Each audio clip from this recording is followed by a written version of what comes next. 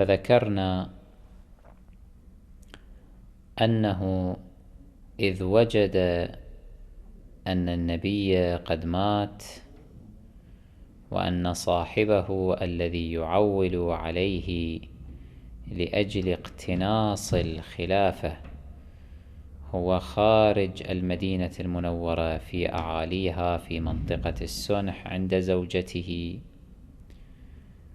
خشي من أن ينتقل الناس تلقائيا إلى أهل بيت النبوة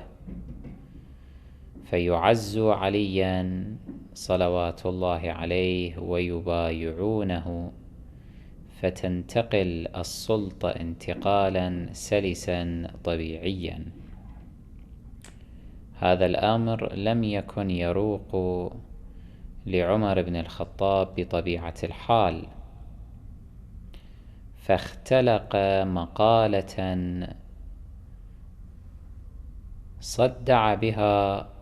رؤوس المسلمين وأوقعهم فيها في هرج ومرج حتى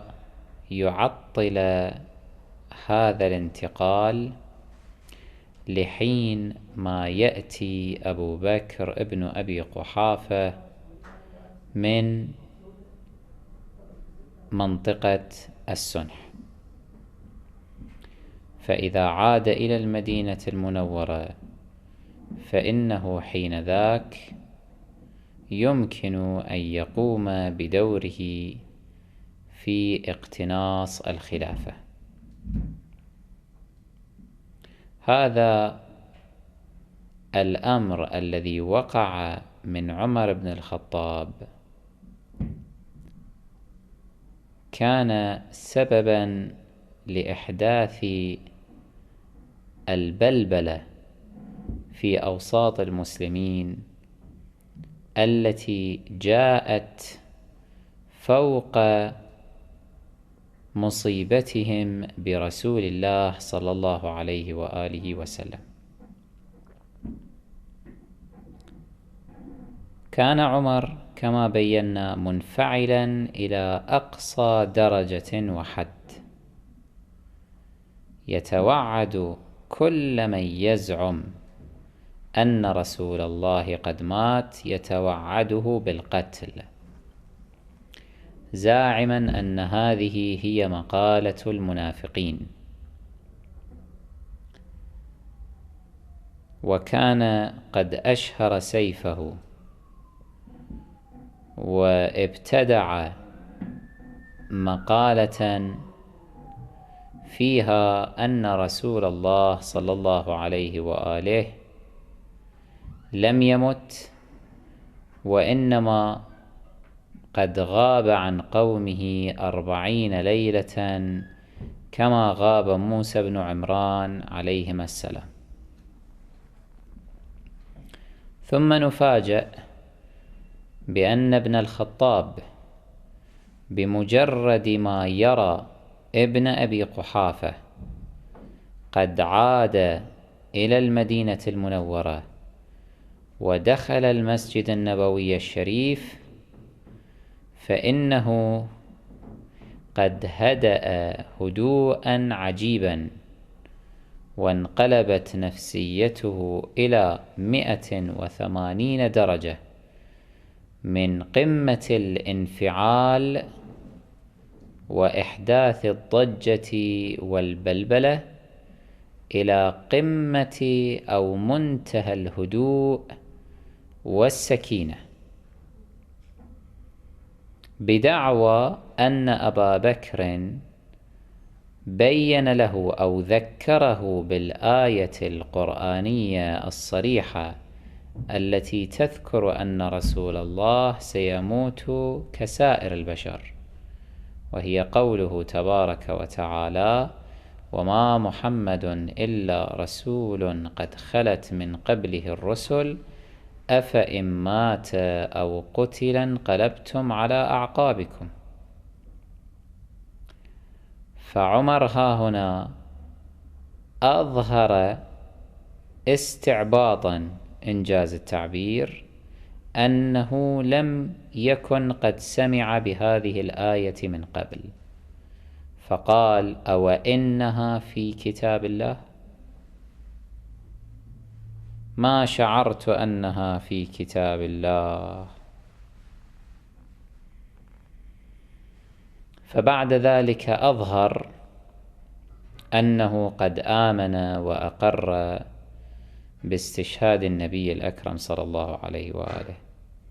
مع أن هذه الآية لم يذكر بها عمر من قبل ابن أبي قحافة أولا، وإنما ذكره بها قبل مجيء ابن أبي قحافة عمرو بن قيس بن زائدة، فإنه قام من مؤخرة المسجد كما ذكرنا أقوال المؤرخين وأصحاب السير في ذلك، ونقلنا مصادره بالمجلد والصفحة. قام في مؤخرة المسجد وتلا هذه الآية الكريمة، لكن عمر لم يظهر التفاته إليها حينذاك. لكن بعد سويعات حينما جاء ابن أبي قحافة وتلا الآية نفسها، أظهر عمر وكأنه قد سمعها للمرة الأولى، مستغربا أن تكون في كتاب الله، مع أن هذه الآية لما نزلت في موقعة أحد تقريعا للذين فروا وتركوا رسول الله صلى الله عليه وآله بين أيدي المشركين حتى كادوا أن يقتلوه، أول هؤلاء الفرارين أو من أوائلهم كان عمر بن الخطاب، فلا شك أنه كان عالما بهذه الآية وهي على ذهنه دائما مستحضرا إياها، لكنه أراد أن يستعبط بنحو أو بآخر إلى أن يأتي قرينه في الإجرام، قرينه الانقلابي، فتكتمل حلقات أو حلقة الانقلابيين حتى يقوموا بخطتهم الانقلابية. إن هذا الهدوء الذي أظهره عمر بمجرد أن جاء ابن أبي قحافة وعاد إلى المدينة، وانقلاب عمر أو تحوله بهذه السرعة ب180 درجة إلى الجهة الأخرى، بعدما كان كما يذكر المؤرخون قد أرعد وأبرق وهدد ومضى يتكلم ويحرض الناس ويحدث البلبلة حتى زبد شدقيه أو شدقيه وهما جانبا الفم. هذا الانقلاب وهذا الهدوء أو التحول المفاجئ يكشف أن لعمر دافعا آخر كامنا في نفسه من وراء إظهاره هذه المقالة التي لم يقل بها أحد من المسلمين قط، وهي أن رسول الله لا يموت. إن من السذاجة أن يعتقد المرء أن هذه المقالة التي صدرت من عمر بن الخطاب أو هذا الادعاء إنما كان سببه وقوعه في صدمة ارتحال رسول الله صلى الله عليه وآله. هذه سذاجة. الحق أنه كان وراء الأمر ما وراءه، هنالك دافع آخر، وهذا الدافع أقر به، أعني أن هنالك دافعا آخر بغض النظر عما يكون أقر به المخالفون أيضا أو بعض المخالفين كابن أبي الحديد الذي استصعب الاعتقاد بأن عمر بن الخطاب لم يكن أو كان جاهلا بحتمية ارتحال رسول الله صلى الله عليه وآله واستشهاده، فحاول أن يبرر مقالة عمر بالقول إنه خشي الفتنة،